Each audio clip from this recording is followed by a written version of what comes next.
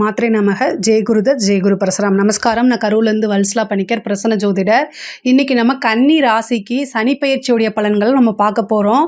இந்த சனி பயிற்சி உங்களுக்கு எப்படின்னா, இவ்வளோ நாளாக 6ஆம் இடத்துல இருந்துச்சு, இப்போ 7ஆம் இடத்துல கண்டச்சனியாக வரப்போகுதுங்க. கன்னி ராசியை பொறுத்த வரைக்கும் கண்டச்சனி அப்படிங்கிறது உறுதியாக உண்டு. ஆனால் சனி மற்ற ராசிகளை காட்டிலும், அதாவது சனி 7ஆம் இடத்துல திக்பலம் பெறாருங்க. எந்த கிரகம் ஒரு கிரகம் திக்பலம் பெற்றுச்சு அப்படின்னா அது முழுமையாக நன்மைகளைத்தான் செய்யும். ஆனாலும் உங்களுடைய ராசிக்கு கண்டச்சனியோடைய பாதிப்புங்கிறது ரொம்ப குறைவாக இருக்கும். அதோடைய நன்மைகள் தாக்கங்கள் நல்லா இருக்கும். உங்களுக்கு அதோடைய தாக்கம் நன்மையை கொடுக்குமா அப்படின்னா நன்மையை தான் கொடுக்கும். ஏன் அப்படின்னா, உங்களுடைய ராசிக்கு அவர் 5, 6 குடையவர். ஓகேங்களா? 5ஆம் அதிபதிங்கிறது அதிர்ஷ்டத்தை கொடுக்கக்கூடியவர். அது இல்லாமல் உங்களுடைய ராசி அதிபதி புதன், அப்புறம் சனியும் புதனும் நட்பு கிரகங்கள். பெரிய லெவலில் உங்களுக்கு பாதிப்பை ஏற்படுத்தாது.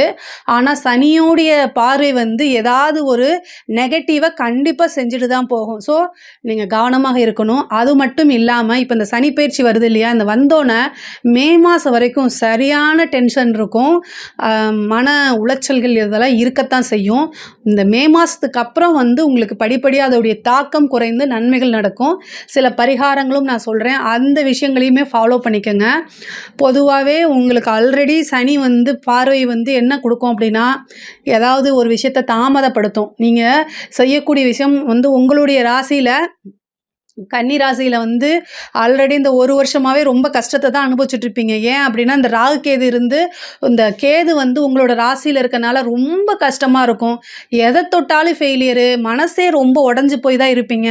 கேட்ட இடத்துல பணம் கிடைக்காது, தொழிலுக்கு ரொம்ப கஷ்டப்பட்டுட்டு இருந்திருப்பீங்க. இந்த மாதிரி விஷயங்கள்லாம் உண்டு. ஆனால் இந்த கால கொடுமை என்ன அப்படின்னா, சனியும் இப்போ சனியோடைய பார்வையும் இருக்கா. அப்போது மே மாதம் வரைக்கும் இந்த மே வரைக்கும் கேது போக மாட்டார் உங்கள் ராசி விட்டு.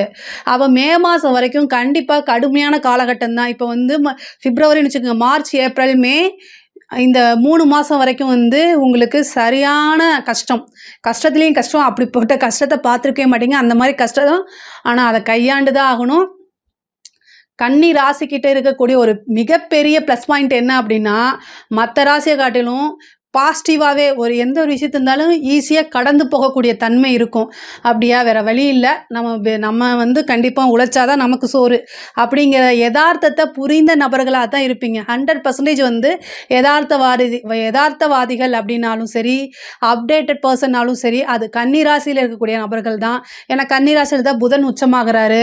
புதன்கிறது யதார்த்தமான ஒரு கிரகம். ரியாலிட்டி, அதாவது கள நிலவரம் என்ன, இது உண்மை என்ன அப்படிங்கிறத தெரிஞ்சு உணர்ந்து செயல்படக்கூடிய நபர்கள் தான் கன்னிராசி நேயர்கள். ஸோ அதனால் கன்னிராசி நண்பர்கள், அதனால் உங்களுக்கே அதை பற்றி நல்லா தெரியும். சனியோடைய தாக்கம் என்னென்னா, சோம்பேறித்தனத்தை உண்டு பண்ணுவார், மன உளைச்சலை உண்டு பண்ணுவார், தொட்டை எல்லாத்தையுமே தாமதப்படுத்துவார். இந்த மாதிரி விஷயங்கள்லாம் அவர் பண்ணத்தான் செய்வார். நீங்கள் என்ன செய்யணும் அப்படின்னா, முயற்சி பண்ணிக்கிட்டே இருக்கணும்.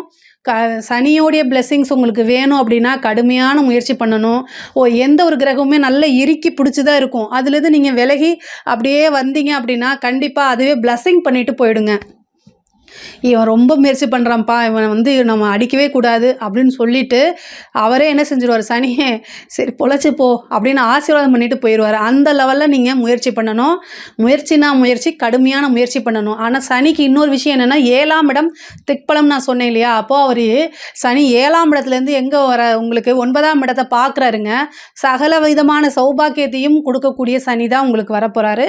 அதே மாதிரி 4ஆம் இடத்தை பார்க்குறாருங்க. சனி 7ல் இருந்துட்டு 4ஆம் இடத்தையும் பார்க்குறாரு, 9ஆம் இடத்தையும் பார்க்குறாரு. அப்போ சகல விதமான சௌபாக்கியங்களும் உண்டு. சில சொத்துக்களும் வாங்கி சேர்க்கக்கூடிய காலகட்டம். இந்த சனியோடைய தன்மையில் எது ஒரு விஷயம் நடக்குதோ அது வாழ்நாள் ஃபுல்லாக நம்மளை விட்டு போகாது. அது நல்லதாக இருந்தாலும் சரி, கெட்டதாக இருந்தாலும் சரி, கெட்ட இன்சிடெண்ட்டாக இருந்தாலும் நம்ம சாகிற வரைக்கும் அந்த விஷயத்தை மறக்கவே முடியாது. நல்ல விஷயமா இருந்தாலும் அது நம்ம சாகிற வரைக்கும் நம்மளை விட்டு போகவே போகாது. அதனால் 7ஆம் இடத்துல சனி வந்திருக்கும் போது கல்யாணம் பண்ணிடுங்க. கண்டிப்பாக சொல்கிறேன், பிரிஞ்சே போக முடியாது. எவ்வளோ இதாக இருந்தாலும் சரி அது சகிச்சுக்கிட்டு உங்கள் கூடயே வாழ்வாங்க. அந்த மாதிரி அமைப்பை கொடுத்துரும். சனி 7ஆம் இடத்துக்கு வந்திருக்கிறது நல்ல பார்ட்னர்ஷிப்பை அமைச்சு கொடுக்கும். அந்த பார்ட்னர் உங்களுக்கு கடைசி வரைக்கும் வாழ்நாள் ஃபுல்லாக இருக்கக்கூடிய பார்ட்னராக இருப்பாங்க. பொதுவாக கன்னி ராசிக்கு 7ஆம் இடம் பாதகமாக இருக்குது. ஆனால் சனி அங்கே வந்து உட்காந்துருக்க இந்த 2 வருஷ காலகட்டத்தில் நல்ல பார்ட்னரு, நல்ல மேரேஜு இது எல்லாமே உங்களுக்கு கண்டிப்பாக ஷூராக நடக்கும். ஆனால் அதுக்குண்டான முயற்சிகளை பண்ணுங்கள். தாமதப்பட்டாலும் உங்களுக்கு நல்லது தான் கிடைக்கும். அதாவது பிஸ்னஸை பொறுத்த வரைக்கும் உங்களுக்கு நல்லா தான் இருக்க போகுது. புதுசாக பார்ட்னரு, நல்ல இன்கம் இதெல்லாமே கிடைக்கும். 9ஆம் இடத்தை பார்க்குறாரு. சகல விதமான சௌபாக்கியங்களும் வந்து சேரக்கூடிய காலகட்டம் தான். இவ்வளோ நாளாக கஷ்டப்பட்டுட்டு இருந்ததுக்கு ஒரு நல்ல பலன்கள் இப்போ கிடைக்கும். ஆனால் சனி வந்து உங்களுக்கு நட்பு கிரகம்ங்கிறதுனால தீமைகள் வந்து கொஞ்சம் குறைவாக இருக்கும், நன்மைகள் கொஞ்சம் தூக்கலாகவே இருக்கும்.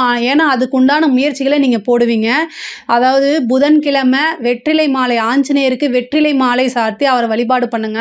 ரொம்ப ரொம்ப நல்லது. தொழில் ரீதியாக நீங்கள் நல்ல டெவலப்மெண்ட்டு அப்படின்னா இப்போ அது வந்து கரியமாணிக்க பெருமாள், நீலமேக பெருமாள், இந்த பெருமாளை வந்து வழிபாடு பண்ணுங்கள்.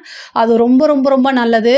குலதெய்வ வழிபாடு பண்ணுங்கள். 5 குடைவர் யார் உங்களுக்கு? உங்கள் ராசிக்கு 5 குடைவர் சனி. அப்போது குலதெய்வ வழிபாடு பண்ணுங்கள். உங்களுக்கு ஒரு நல்ல அதிர்ஷ்டம் கிடைக்கணும், ஒரு திடீர்னு நல்ல மேரேஜ் ஆகணும் அப்படின்னா, ஒரு சிலருக்கு லவ் மேரேஜ் எல்லாம் ஆகுங்க. அந்த மாதிரி ஆகணும் அப்படின்னா குலதெய்வ வழிபாடு ரொம்ப ரொம்ப முக்கியம். அதே மாதிரி பெருமாள், நீலமேக பெருமாள், கரியமாணிக்க பெருமாள், இந்த 2 பெருமாளையுமே பிடிச்சி வச்சுக்கோங்க. யாருக்காவது சனி தசை நடக்குதுன்னா சொல்லுங்கள்.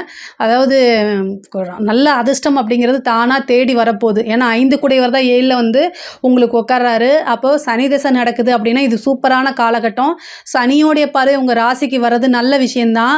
ஆனால் உங்கள் ராசி அமைப்புப்படி எல்லாமே நல்லது தாங்க. நல்ல பொருளாதார வளர்ச்சி உறுதியாக உண்டு. புதுசாக வந்து தொழில் தொடங்குறதுக்கு உண்டான அமைப்பை அவர் ஏற்படுத்தி கொடுப்பாரு.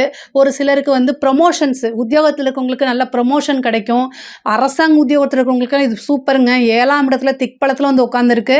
அரசாங்கம் யாரெல்லாம் கையெழுத்து போட்டு சம்பளம் வாங்குறீங்களோ அவங்களுக்கு எல்லாமே வந்து பொருளாதார ரீதியாக மிகப்பெரிய வளர்ச்சி அப்படிங்கிறது உறுதியாக உண்டு. மிகப்பெரிய லெவலில் யோகமும் காத்துக்கிட்டு இருக்கு. அரசியல்வாதிகளுக்கு சொல்லவே வேண்டாம். கன்னி ராசியில் யாராவது அரசியல்வாதிகள் இருக்கிறாங்க அப்படின்னா கமெண்ட்ஸில் நீங்கள் சொல்லுங்கள். அவங்கெல்லாம் மிகப்பெரிய லெவலில் யோகத்தை பெற இந்த 2.5 வருஷத்தில் வந்து ஒரு பெரிய பதவியில் போய் உட்காருவீங்க. சனி அப்படின்னா தான் பொதுமக்கள்ங்க. இந்த சனியும் சந்திரனும் செய்கிறது வந்து புணர்ப்பு தோஷத்தை உண்டு பண்ணுதான், இல்லைன்னு சொல்ல. ஆனால் யாருக்கெல்லாம் புணர்ப்பு தோஷம் இருக்கோ அவங்க தான் மிகப்பெரிய லெவலில் சாதிச்சிருக்காங்க. சனி சந்திரனுங்கும்போது தான் வந்து எம்ஜிஆரே வந்து அரசியலில் பெரிய லெவலில் ஜெயிச்சார். அப்படிலாம் இருக்குது, அப்படி தான் இருந்திருக்கு. கோச்சார ரீதியாக அந்த டைமில் வரும்போது சினிமா நடிகர் ஒரு அரசியலில் வந்து முதலமைச்சர் ஆவாரம் கேள்விப்பட்டிருக்கீங்களா? இது எல்லாமே சனியோடைய கொடுத்தது தான்.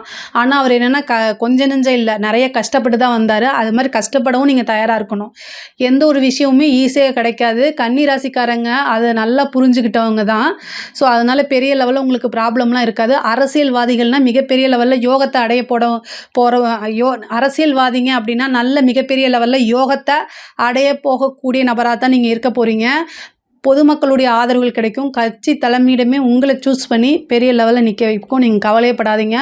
நிறைய பரிகாரங்கள் செஞ்சுக்கோங்க. பொதுமக்களோட ஆதரவும் கிடைக்கும். கலைத்துறை சம்மந்தப்பட்டவங்களுக்குலாம் மிகப்பெரிய லெவலில் யோகம்ங்க. 9ஆம் இடத்தை பார்க்குது சனி.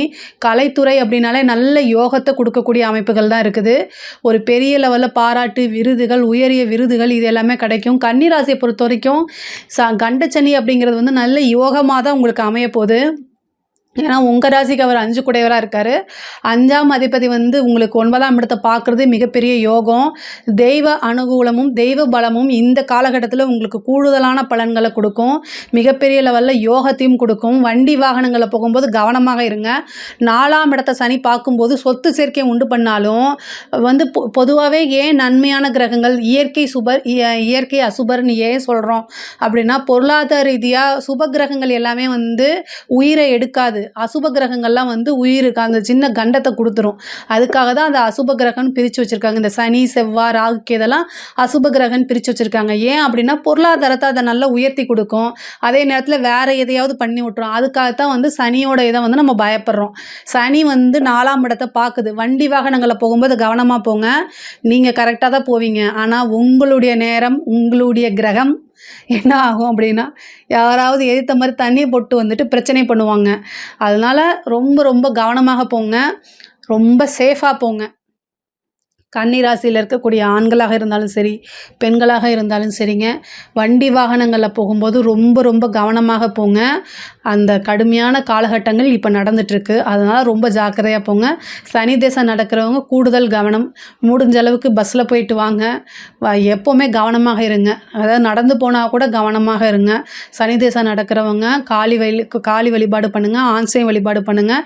தெய்வ பலத்தை நீங்கள் பண்ணும்போது தலைக்கு வர்றது தலைப்பாயோடு போகும். அதே மாதிரி வீடு வாகனங்கள் வாங்கக்கூடிய அமைப்பு, புதுசாக வாகனங்கள் வாங்கக்கூடிய அமைப்பு, வீடு கட்டக்கூடிய யோகம் சில பேருக்கு. ஆல்ரெடி வீடு கட்டின பழைய வீட்டை வாங்கி ரெனோவேஷன் பண்ணி அதில் புதுசாக குடியேறது, இந்த மாதிரி அமைப்பெல்லாம் சூப்பராக கிடைக்கும். வீடு வாங்குறதுக்கு என்கிட்ட காசே இல்லை அப்படின்னா கொஞ்சம் சேவிங்ஸ் இருந்தாலும் கடன் ஈஸியாக கிடைக்கும். ஏன்னா 6 சனி தான் உங்களுக்கு. கடனுக்கு அதிபதியே உங்கள் ராசிக்கு சனி தான். அவர் 4ஆம் வீட்டை பார்க்கறதுனால ஒரு கடன் வாங்கி வீடு வாங்கக்கூடிய அமைப்பும் யோகமும் உங்களுக்கு. ஒரு லோன் எடுத்து வீடு வாங்கக்கூடிய அமைப்பு யோகம், வண்டி வாகனங்கள் வாங்கக்கூடிய யோகம், இது எல்லாமே இருக்குது. படிக்கக்கூடிய குழந்தைங்கள் ரொம்ப கவனமாக இருக்கணும். ஞாபகத்திறன் போயிடும், படிப்பில் ஆர்வமே இருக்காது. எப்படா இந்த காலேஜை முடிச்சுட்டு வருவோம், எப்படா ஸ்கூலை முடிச்சுட்டு வருவோங்கிற எண்ணங்கள் ஏற்படும். புக்கை திறந்தா இன்ஸ்டா பார்க்கலாமான்னு தோணும். இன்ஸ்டா தான் பார்த்துக்கிட்டு இருப்பீங்க, ரீல்ஸாக தள்ளிக்கிட்டு இருப்பீங்க. இது எல்லாமே ஒன்றே ஞாபகம் வச்சுக்கோங்க. கன்னி ராசி எவ்வளோ இன்டெலிஜென்ட்டாக இருந்தாலும் சரி, புத்திசாலியாக இருந்தாலும், அறிவாளியாக இருந்தாலும், படித்தாதான் நமக்கு சோறு அப்படிங்கக்கூடிய தன்மையில் நீங்கள் இருந்துக்கணும். ஒரு தடவைக்கு 2 தடவை நல்லா படிக்கணும். இல்லை அப்படின்னா நீங்கள் கரை சேர முடியாது, நீங்கள் நினச்ச இலக்கை அடைய முடியாது. அதனால் கண்டிப்பாக படிக்கணும். நல்லா தெய்வ வழிபாடு பண்ணிவிட்டு படிங்க. அதுக்குண்டான ப்ராக்டிஸ் எடுத்துக்கோங்க. இது எல்லாமே உங்களுக்கு ஓரளவு இந்த சனியோடைய தாக்கத்துலேருந்து உங்களையே இது பண்ணும். பொதுவாக சனி சந்திரனை பார்க்குறாரு, உங்கள் ராசியை பார்க்குறாரு இல்லையா? இந்த கிரக சேர்க்கைக்கு பேர் என்ன அப்படின்னா புணர்ப்பு தோஷம். 2.5 வருஷம் உங்களுக்கு புணர்ப்பு தோஷம் இருக்குது. இந்த புணர்ப்பு தோஷம்னா என்னென்னா எல்லாத்தையுமே தாமதப்படுத்தி விடுறது. அப்போ நீங்கள் அதில் என்னென்னா அந்த தன்மை என்னென்னா குறைக்கணும் அப்படின்னா அன்னதானம் பண்ணுங்கள். இந்த சனியும் சந்திரனும் சேர்ந்துருந்தால் புணர்ப்பு தோஷம்ங்க. இந்த புணர்ப்பு தோஷத்துக்கு என்ன வழி அப்படின்னா அன்னதானம் பண்ணுறதா மிக சிறந்த வழிங்க. அன்னதானம்னா உங்களுடைய அதாவது நட்சத்திரம் வருது இல்லையா, மாதத்தில் ஒரு நாள் ஒருத்தருக்கு சாப்பாடு வாங்குங்க. அண்டா குண்டாவா சோறை எடுத்துகிட்டு போய் கொண்டு போய் கொடுக்கறதுக்கு பேரில் அன்னதானம் இல்லை. பசி உள்ளவர்களுக்கு அதை அறிந்து ஒருத்தருக்காவது தானம் கொடுப்பது சாப்பாடு. இங்கே பாருங்கள், உங்கள் ஆஃபீஸில் வேலை செஞ்சுட்டு இருக்காங்க, பக்கத்தில் வா மச்சான் சோறு வாங்கி கொடுக்குறேன்னு சொல்லி கூட்டிகிட்டு போகிறதுக்கு பேர் அன்னதானம் கிடையாது. நிறைய பேர் இதைத்தான் செஞ்சிட்ருக்கீங்க. அன்னதானம்னு என்னென்னா உண்மையாலுமே ஆதரவற்றவர்கள் ரோட் சைடில் இருக்கிறாங்க, உங்களால் நிறைய செலவு பண்ண முடியாது, காசு இல்லை அப்படின்னா ஒருத்தருக்கு ஒரு இட்லியாவது 2 இட்லியாவது இல்லை ஒரு பிரியாணி அவங்க என்ன கேட்குறாங்களோ வாங்கி கொடுத்துருங்க. ஆனால் அவங்களுக்கும் உங்களுக்கும் எந்த சம்மந்தமே இருக்கக்கூடாது. அவங்களுக்கு தெரியாது, எந்த வகையிலையும் ஃப்ரெண்டாவோ ரிலேஷன்ஷிப்பாவோ எந்த விதத்துலையும் இருக்கக்கூடாது. பார்த்துக்கோங்க. ஏன்னா அன்னதானம்னா இதுதான் நிறைய பேத்துக்கு தெரிய மாட்டேங்குது. கோவிலில் கொண்டு கொடுக்குறாங்க, அது நல்லது தான், நான் இல்லைன்னு சொல்ல. கொடுத்துட்டு அன்னதானம்ங்கிறாங்க. அதாவது உண்மையாலுமே நீங்கள் கொடுக்கக்கூடிய சாப்பாட்டை வேஸ்ட்டு பண்ணாமல் சாப்பிடணுங்க. அப்படி இருந்தால் தான் அது உங்களுக்கு தானத்தில் சேரும். அந்த சாப்பாடை கொண்டு எங்கேயாவது கொட்டிட்டாங்க அப்படின்னா கண்டிப்பாக அது தோஷமாக தான் மாறும். இதை நான் சொல்லிடுறேன். கோவிலில் மடப்பள்ளியில் கொண்டு இது பண்ணுறீங்க, இந்த கோவிலில் கொடுக்குறது அதெல்லாமே நன்மை தானே, இல்லைன்னு சொல்லலை. அதனால் பண்ணுற அளவுக்கு உங்களுக்கு வசதி இருந்துச்சுன்னா தாராளமாக பண்ணிக்கங்க. ஆனால் அந்த சாப்பாடை ஒருத்தர் கூட வேஸ்ட்டு பண்ணவே கூடாது. இந்த இலை போட்டு பண்ணுறாங்களா அந்த மாதிரி பண்ணுங்க. ஆனால் அந்த மாதிரி பண்ண முடியல அப்படின்னா மாதத்தில் ஒரு நாள் உங்களோட நட்சத்திரம் உத்தர நட்சத்திரம், அஸ்த நட்சத்திரம், சித்திரை நட்சத்திரம், இந்த நட்சத்திரம் வர அன்னைக்கு நீங்கள் கொண்டு போய் சாப்பாட்டை என்ன செய்யுங்க அப்படின்னா ஒருத்தருக்காவது யாருன்னே தெரியாதவர்களுக்கு பசி உள்ளவர்களுக்கு வாங்கி கொடுங்க. நல்ல சாப்பாடாக வாங்கி கொடுங்க. திருப்தியாக மேக்ஸிமம் 100 ரூபா இருக்குமாங்க, அன்றைக்கி அந்த 100 ரூபா செலவு பண்ணிடுங்க. அது மிகப்பெரிய லெவலில் உங்களுக்கு அதிர்ஷ்டத்தை கொடுக்கும். இந்த தோஷம் வேலை செய்யாது. நீங்கள் தொட்ட காரியங்கள் எல்லாமே சக்ஸஸாக மாறும். அதே மாதிரி 5 குடையவர் 7ல் போய் உட்காந்துருக்காரு. காதல் சம்மந்தப்பட்ட விஷயங்களில் ஏமாற்றம் ஒரு சிலருக்கு நடக்கும், ஒரு சிலருக்கு சக்ஸஸ் ஆகுங்க. 2மே நடக்குங்க. சனி திசையோ சனி புத்தியோ அல்லது சனி திசையில் புதன் புத்தியோ இந்த மாதிரி ஏதாவது நடக்குது அப்படின்னா துரோகம் நடக்கும். இல்லை இந்த மாதிரி வெறும் சனி திசை தான் நடக்குது அப்படின்னா திருமண பிராப்தத்தை ஒரு சிலருக்கு கொடுத்துரும். திருமணம் கைகூடும். காதல் சம்மந்தப்பட்ட பிரச்சனைகள்லாம் நீங்கள் அது திருமணத்தில் போய் முடியும். 9ஆம் இடத்தை சனி பார்க்குறதுனால பெற்றோர்களுடைய ஆசீர்வாதம் மூலியமாகவே நடக்கும். திருமணம் 7ஆம் இடத்துல வந்திருக்குது, அதனால் நான் மேரேஜ் பண்ணலாமா, கண்டச்சனியில் பண்ணலாமான்னா நான் அதுக்கு தான் பதில் சொல்லியாச்சு. சனி ஒரு இடத்துல திக்பலம் பெறும்போது என்ன விஷயம் உங்களுக்கு கிடைக்குதோ அது வாழ்க்கை ஃபுல்லும் நீங்கள் வாழ்நாள் ஃபுல்லுமே அது உங்களோட தான் இருக்கும். அப்படிங்கிறதுனால நீங்கள் திருமணம் தாராளமாக பண்ணலாம். இது உங்களுடைய ராசி அமைப்புப்படி உங்களுடைய ஜாதகத்தில் 7ஆம் அதிபதி குருபலம் இது எல்லாமே பார்த்து நீங்கள் பண்ணிக்கோங்க. ஆனால் சனியோடைய தன்மை பொறுத்த வரைக்கும் திருமணம் பண்ணலாம், காதல் ரீதியாக இருக்கக்கூடிய பிரச்சனைகள்லாம் நீங்கள் சக்ஸஸ் ஆகிறதுக்கு வாய்ப்பு இருக்குது. ஒரு சிலருக்கு வந்து சந்தான பிராப்தம் கிடைக்கும். குலதெய்வ வழிபாடு பண்ணுங்கள். நல்ல ஐஸ்வர்யம், அஷ்ட ஐஸ்வர்ய பிராப்தம் பெறணும் அப்படின்னா குலதெய்வ வழிபாடு மற்ற காலகட்டத்தில் காட்டிலும் சனிக்கிழமை குலதெய்வ வழிபாடு பண்ணுங்கள். கோவிலுக்கு போக முடியலனா கூட வீட்டில் ஒவ்வொரு சனிக்கிழமையும் குலதெய்வ வழிபாட்டை கண்டிப்பாக பண்ணிடுங்க. 7ஆம் இடம்ங்கிறதுனால திருமணம் ஆனவர்கள் வந்து கணவன் மனைவியிடையே சிறு சிறு பிரச்சனைகள்லாம் வரும். ஒருவர் அனுசரித்து போகிறது தான். அமைதியாக போகணும், அனுசரித்து போகணும். பொதுவாகவே கன்னி ராசிக்கு மேரேஜ் லைஃபுங்கிறது வந்து 100% சக்ஸஸ் நான் சொல்லவே மாட்டேன். 7ஆம் இடம் பாதகமாக வரதுனால மேக்ஸிமம் ஆஃப் கன்னிராசிக்காரங்களுக்கு திருமண வாழ்க்கையில் தங்களுக்கு தகுந்த மாதிரி பார்ட்னர்ஸ் கிடைக்க மாட்டாங்க, தங்களை புரிஞ்ச மாதிரி பார்ட்னர்ஸ் கிடைக்க மாட்டாங்க. இது வந்து என்ன 50% தான் சக்ஸஸ் ஆகும், 50% ஃபெயிலியர் ஆயிரும். இது எல்லாமே வந்து கன்னிராசிக்கு நிறைய பேருக்கு அப்படி தான் இருக்குது 7ஆம் இடம் பாதகம்னால. ஆனால் இந்த காலகட்டத்தில் அமைதியாக போங்க, இருக்கக்கூடிய வாழ்க்கையும் தொலைச்சிடக்கூடாது. கன்னிராசிக்கு பிஸ்னஸ் ரொம்ப நல்லா வருங்க, அதே மாதிரி சொத்து சேர்க்கை நல்லா இருக்குங்க. ஆனால் லைஃப் பார்ட்னர் வந்து அமைய மாட்டாங்க. நல்ல லைஃப் பார்ட்னர் அமைஞ்சவங்களுக்கு இது ரெண்டும் இருக்காது. இது உண்மையா அப்படிங்கிறத கமெண்ட்ஸில் சொல்லுங்கள். நிறைய பேருக்கு அப்படி தான் இருக்குது. பொதுவாகவே இந்த கன்னி ராசியை பொறுத்த வரைக்கும் இந்த சனி வந்து கண்டச்சனியாக இருக்கிறது வந்து நிறைய நன்மைகள் தான் செய்யும்.